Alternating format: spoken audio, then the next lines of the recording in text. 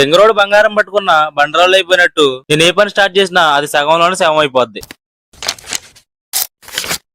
Hello hi, this is Sai. బట్టలు ఉతికి ఉత్సవ కాలం అవుతుంది. సరే వాషింగ్ మెషిన్ లో వేద్దామని బట్టల బకెట్లో వేసుకుని మెట్రో స్పీడ్ లో మెషిన్ దగ్గరికి వెళ్ళిపోయా. దరిద్రుడు దొడ్డుకెళ్తే సముద్రం ఎండిపోయినట్టు నేను వాషింగ్ మెషిన్ లో బట్టలు వేద్దాం అనుకున్నప్పుడే వాటర్ ఉండవు. బట్టలు బకెట్ లోనే ఉంటే ఇంకెవడైనా వేసేసుకుంటాడేమో అని వాషింగ్ మెషిన్ లో వేసి రూమ్ కి వచ్చేసి 1 గంట రీల్స్ స్క్రోల్ చేసి వెళ్లి చూస్తే నా బట్టలు పక్కన పడేసి వేరే వాడు వేసేసుకున్నాడు.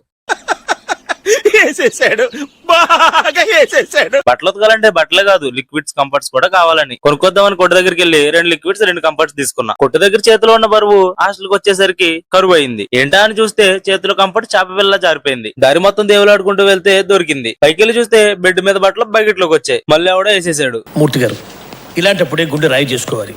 ఇలా అయితే కష్టమని కాశ్మీర్ అలా కాపలా కాసి బట్టలు వాషింగ్ మెషిన్ లో వేసేసా. వాటిని తీసి ఆరేసా. ఆఖరికి నాయి బతుకు ఇలాగ తెల్లారింది.